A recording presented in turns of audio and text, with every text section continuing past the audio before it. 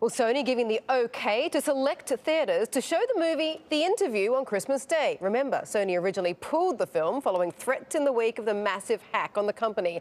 And it's still not 100% clear who was behind the hack. Well, the FBI says it was North Korea. But your next guest has some serious doubts. Vinny Troia of Nightline Security joins us now. Why are you having doubts, Vinny?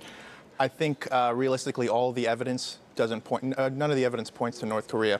I mean, what the FBI has announced is circumstantial at best, and anybody could use the same tools or the same information that they did and come up with that.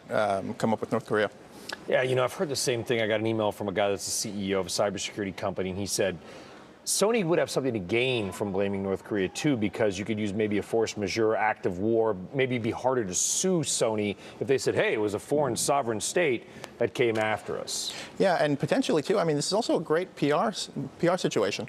I mean, it could be a stunt. I mean, they could have come forward and say, you know what, North Korea hacked us. They're behind it. And also, we have this movie about North Korea.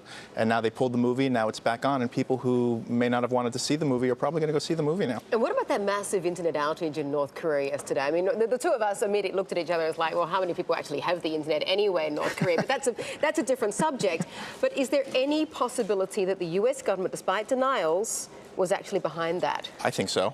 I mean, a denial of service attack isn't very difficult to pull off. I mean, it just comes down to bombarding the target computers. And when you look at the type of force needed to bombard North Korea's internet or their 1,000 IP addresses, which really isn't much, it wouldn't take anything to do it.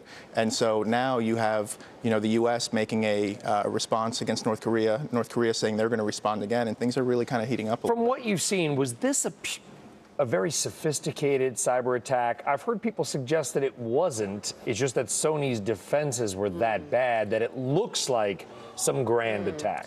I mean, we know they got a lot, but it didn't seem like it was protected well. No, and there was an FBI informant recently that came out and said that Sony's been compromised for the last 6 years or so, and it's just the same recycled hack that keeps going on, and that's what keeps compromising Sony. Let's not forget. I mean, I don't know if your boys use PlayStation. Sony's had their PlayStation network knocked out a couple times in the last few years. Yeah. So in this situation, I mean, all evidence really does point back to some sort of insider, probably a disgruntled employee of some sort. And when you look at the type of information that was stolen, you know, emails, personal, you know, financial documents and things like that, somebody really needed to know where these documents were, you know, how to get them and what to even look for. Do you think we're getting even closer to trying to find out exactly who is behind the hack, or is it possible that we'll never actually know? I don't know. That's going to be tough. I mean, there's really no way of knowing if we're going to be able to pinpoint it to one specific person or one specific group.